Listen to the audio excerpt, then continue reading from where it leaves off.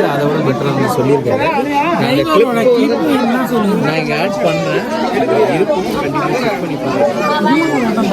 அது மட்டும் இல்லாமல் இப்போ வந்து இது வந்து எப்பயுமே பனிமூட்டமாக தான் இருக்கும்.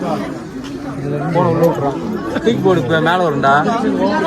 தூக்கி போட்டால் மேலே வரும். ஆமாம், நீங்கள் வந்து ஃபோனை தூக்கி போட்டிங்கன்னா மேலே வரும். ஆமாம் தம்பி. என்ன தம்பி என்னடா இது? Purchase how much?